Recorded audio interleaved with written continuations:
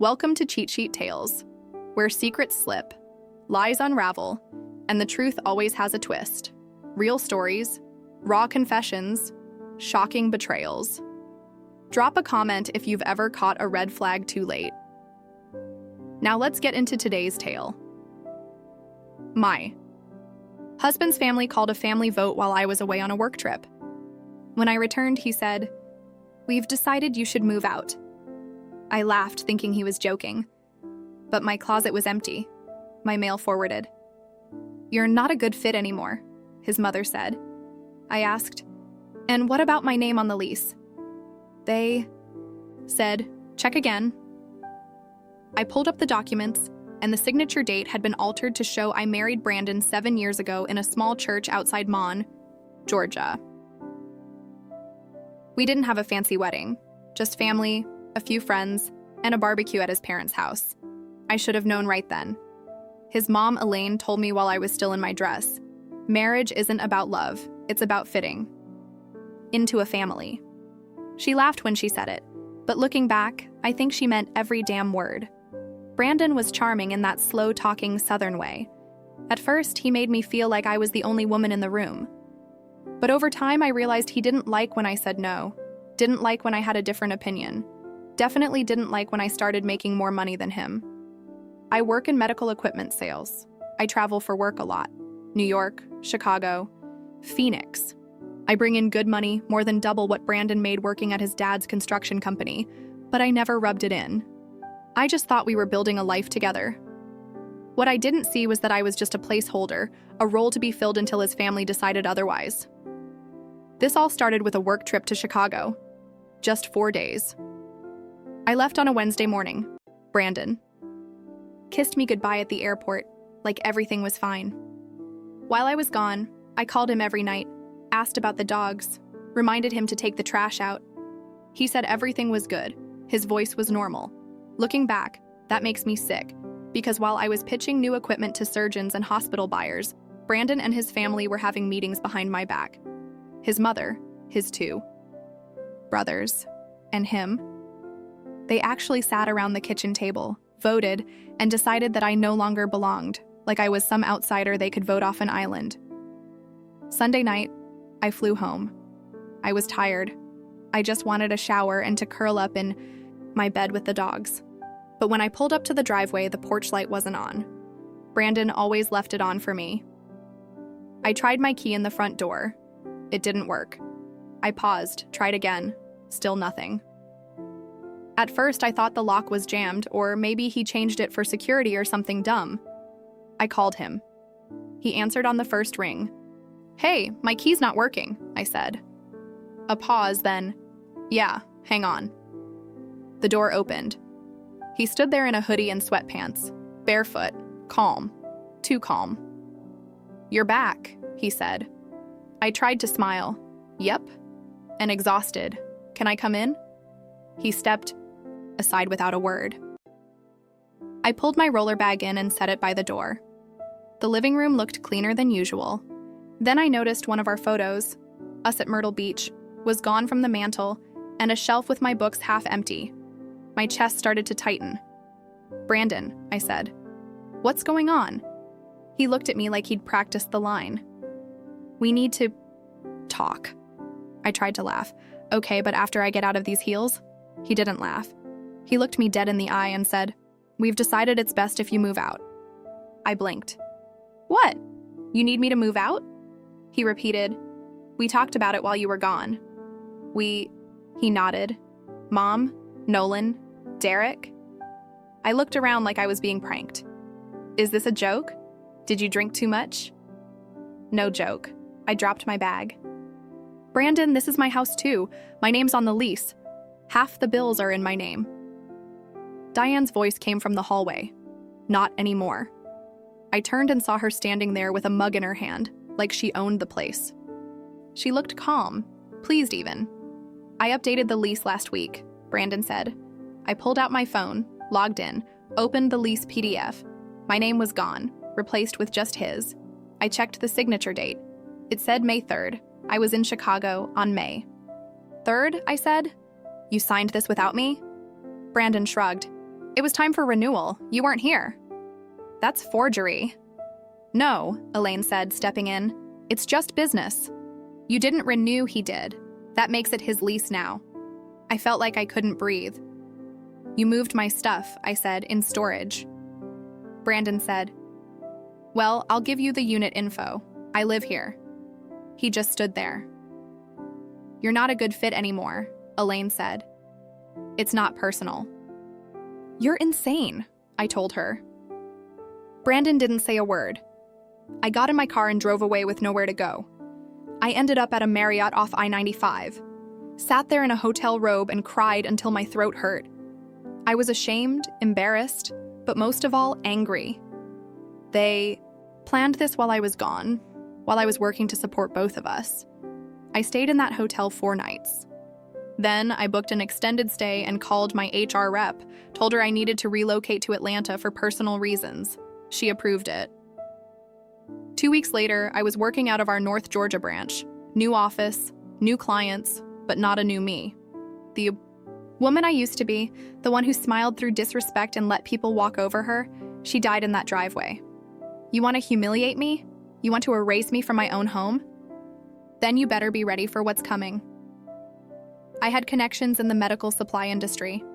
People Brandon's dad's construction firm relied on. They didn't know I used to be his daughter-in-law. All they knew was that I was professional, reliable, and efficient. I started guiding business elsewhere, not shady, not illegal, just helpful recommendations to new clients. Meanwhile, I logged into the account Brandon used for the storage unit. He left it linked to my old credit card, so I shut the card down. A week later, he called me at 9:43 p.m. You froze the card. We can't get into the unit.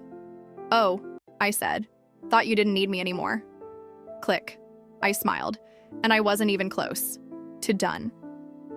A week after I froze the card and locked them out of the unit, I got a voicemail from Elaine. Calm, slow, polite, like she was doing me a favor. We need you to release the storage unit, honey. There are family heirlooms in there. Your eye? Things are still safe. We didn't throw them away. But Brandon's great-grandfather's military medals are in one of the boxes. I didn't respond. She called again 2 days later, then texted, "Be reasonable. We took care of your stuff. Don't punish the whole family." I ignored it. Instead, I contacted the storage company and scheduled an in-person appointment. I showed them my ID and a copy of the old receipt, since the account was still tied to my billing info. When the unit was opened and they failed to transfer it properly, I legally reclaimed control of it.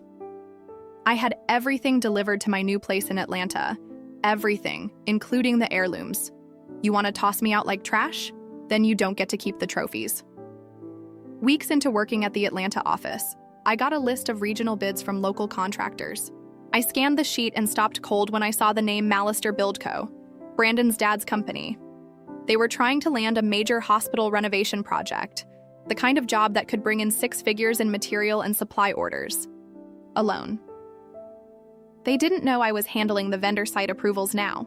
And legally, I couldn't block them, but I could require full audits on all their previous projects before signing off on anything. That meant months of delays, red tape, bureaucratic loops. I picked up the phone. "Hi, this is Amanda with Premier Medical Supply. We'll need itemized breakdowns of your past 5 invoices, contractor credentials, and updated insurance before we proceed." Their rep sounded caught off guard. "We've never had to do that before." "New policy," I said. I could hear the panic in his voice. Their whole bid was timed to a tight deadline. They weren't going to make it that night. Brandon called. I hadn't heard his voice since he screamed at me about the storage unit. "Amanda, what the hell are you doing?" I let silence hang for a few seconds. "I'm just doing my job," he scoffed. "You're screwing with my family's business." "You mean the family that threw me out like garbage? I'm not going to argue with you." "Good," I said. Then, "Don't call me again." I hung up. Nolan, Brandon's younger brother, the loud one, showed up at my new place. I was walking the dogs when I saw his truck parked across the street. I stopped cold. He got out like we were old friends. "I just want to talk," he said, holding up his hands. "No," I replied. You don't get to talk. He ignored that and kept walking toward me. Look, we messed up. We didn't think you'd take it this far. Take it this far? I almost laughed. You people voted me out of my own life. It was just supposed to be a clean break. You were always arguing with Brandon, always on the road, never part of the family. Mom thought it was best. There it is, I cut in. Mom thought, and what Mom wants, Mom gets. Nolan sighed. Brandon is messed up over this. He didn't expect you to go scorched earth. I tilted my head. Good. He got quiet. You've made your point. Just back off the business. It's hurting everyone. I stared him dead in the eye. That's the idea. Then I walked away. A week later, I got a message from a woman named Riley. She sent me a DM on Instagram, said she didn't want to get involved, but thought I deserved to know the truth. Riley was a receptionist at the storage unit company. She'd seen Brandon and Elaine come in with paperwork trying to change the account name, but they didn't have the right info. Apparently, they threw a fit when they couldn't just override me as the primary. She also told me something else. They mentioned a divorce was already in process. She said, I froze. I hadn't filed anything yet. Turns out, while I was still recovering in that hotel, Elaine had found an old friend who was a notary and helped Brandon file first in Georgia. That matters. Filing first gives you certain advantages. But here's the thing. They didn't serve me. They filed it, then sat on it, waiting, probably hoping I'd do something that made them look better in court. Maybe they were trying to bait me into blowing up. Maybe Brandon wanted to take my money and play victim. So I filed my own case and attached everything. Screenshots of the lease forgery, copies of the old lease versus the new one, billing records for the storage, the voicemail from Elaine, the Instagram message from Riley, even text from Brandon showing he knew I paid half the rent, and the photos of the cleared-out house. My lawyer said it wasn't just strong, it was strategic dynamite. I had one last card to play. Brandon always bragged about how he was going to take over the business someday. His dad had heart issues, and everyone knew Brandon was being groomed to run things. So I made a few calls, told a few vendor reps what kind of person they were dealing with, shared a few documents, quietly passed along how they treated their own family. Word spreads fast in regional contractor circles. Within 3 weeks, Mallister Build Co. lost 2 long-standing vendor deals. One supply chain dropped them completely. They weren't out of business, but they were bleeding. And that wasn't even the final blow. While building my divorce case, my lawyer asked me to pull together all our shared financial records. Brandon and I had a joint checking account, but I'd kept most of my personal savings in a separate account, in my name. Still, I went through every statement, every login, every receipt. That's when I noticed a few strange transfers, small ones. $300 here, $600 there, all labeled internal transfer. But I didn't make those, and they weren't coming from my separate account, so I started digging. I logged into our joint credit union profile and noticed a tab I had never clicked before, linked external accounts. There it was, an account under his name only, opened 6 months ago at the same bank, linked to our joint account. I had never seen this account before, never authorized any transfers to it, but I recognized the pattern. Every time I got a work bonus and deposited into our joint account, boom, a few hundred quietly got moved into Brandon's secret fund. Over the past year, he had siphoned almost $9,000 out of our shared account. He had been building his exit fund with my money. My hands started shaking as I counted the transactions. He was planning this for months. The vote, the lease change, filing divorce behind my back, moving my things while I was away. It wasn't spontaneous. It was orchestrated, and it wasn't just him. Elaine was listed as a secondary contact on the hidden account. Brandon's dad, Martin, called me. This man barely said a word to me in 7 years. I always thought he didn't like me, but he kept out of the family drama most of the time. So when I saw his name flash on my phone, I hesitated, then picked up. His voice was tired. Amanda, I'm sorry to call, but I wanted to talk off the record about what I asked. He sighed. I didn't know what they were planning. I swear to you, what they did, how they treated you, it was wrong. I didn't say anything. I know you've been talking. to vendors. I know you're hurting the business. Still, I stayed quiet. Then he said, Brandon made a mistake, but if this divorce gets messy and we have to go through financial records, it's going to hurt everyone, even me. That's when it hit me. Martin wasn't calling to apologize. He was begging me to stop because he knew I had real ammo now. I appreciate the call, I said, but I think we're past off-the-record conversations. Then I hung up. Days later, I got a Facebook message from a woman named Jenna Parker. I didn't know her, but her profile showed she lived in Savannah and worked part-time at a car dealership. Her message read, "Hey, I know this is random, but I think I need to tell you something. I've been seeing Brandon and I didn't know he was married." I stared at the screen. I read it again, then again. She sent screenshots, DMs, selfies, hotel receipts, time-stamped photos of Brandon in her apartment from before I left for Chicago weeks before. She had no idea he was married. He told her he was separated, said I was emotionally abusive, claimed he was staying at his mom's house while we divided things up. I felt sick. The final piece slid into place. It wasn't just the lease or the storage or the money. Brandon had been building a new life behind my back. New lease, new account, new girl. All while still sleeping in my bed, eating my food, and living off my income. She was furious. Said he used her, lied to her, and ghosted her once he moved on. I believed her, and I had an idea. My team in Atlanta had just approved a temporary sales assistant role. I referred her. She interviewed. She got the job. Now she works 3 cubicles away from me. She's sharp, sweet, and mad as hell. She's the kind of woman who doesn't forget when someone uses her, just like me.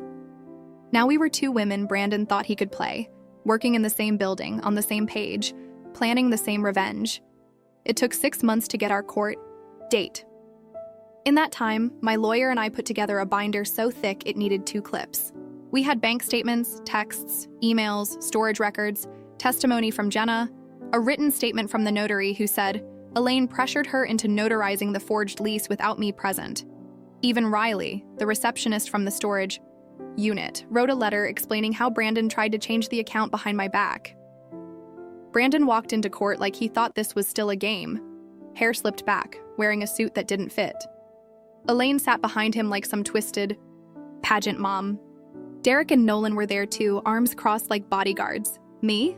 I showed up calm, alone. My lawyer made the opening argument and started with this line. Your Honor, this isn't just a divorce. It's a calculated removal of a spouse using deception, forgery, and coordinated family manipulation. That set the tone. Brandon tried to argue that I was emotionally distant, that I traveled too much, that I isolated him from his family. But the judge didn't care about his feelings. The judge cared about evidence, and mine was airtight. The judge's face changed as he read the forged lease signature date. He looked Brandon dead in the eye. You signed this while she was out of state. Brandon mumbled something about renewal, timing, and miscommunication. The judge wasn't buying it. My lawyer handed over bank records showing the $9,000 Brandon had quietly funneled out of our joint account. We explained how he'd used my income to fund a secret personal savings account, without my consent. Then came Jenna's statement. Brandon went pale. She gave clear testimony about their relationship. Dates, receipts, even screenshots of messages where he lied about being separated before the divorce was even filed. That was the final nail. The judge didn't yell. He didn't even raise his voice. But his ruling came like a hammer. I was granted the entire amount Brandon stole from our shared account, plus interest. He was ordered to pay my attorney fees due to bad faith behavior. The judge declared the lease renewal deceptive and unethical and noted it in the official record. And get this, because Brandon and Elaine filed false documents without serving. Me, the divorce filing, got tossed and restarted under my petition, giving me full filing rights and legal advantage. The judge turned to Elaine and said, "You are not a party to this case. Sit down and stay silent." I'll never forget the look on her face, like someone had slapped her with a brick. Brandon had to move back in with his mom. Their business. 2 more benders dropped them after I gave them the full rundown on what Brandon pulled. One cited ethical concerns in an official letter. Another one just said, "We don't work with liars." Their hospital bid failed completely. They tried to bid on smaller projects, but word had already spread. In a market like Savannah in Southeast Georgia, reputation matters. Elaine tried to spin it as cancel culture. No one believed her. Derek and Nolan got dragged into a labor audit because I forwarded anonymous complaints about how they treated their crews, underpaying, unsafe sites, no overtime. 3 citations, thousands in fines. Even Martin, the dad, reached out one last time. He didn't call to threaten. He called to apologize, said he was ashamed, said Brandon isn't the man I raised. I didn't forgive him, but I told him this. You let them treat me like I was disposable. Now they get to find out how expensive that was. And me? I moved into a townhouse. Indicator, my dogs are with me. I got promoted at work. Jenna still works down the hall. We go for drinks every Thursday night and laugh about the man who thought he could break us both. The last I heard, Brandon was delivering materials for the same construction crews he used to manage. His family barely speaks to each other anymore. Elaine blamed him. Derek blamed Elaine. They'll move to Florida. To their vote, that little backroom decision, it cost them everything. And me? I didn't just win, I survived. I didn't get bitter, I got better, stronger, smarter. And when the time came to fight, I didn't shout. I documented, I waited, and I burned their empire down one match at a time.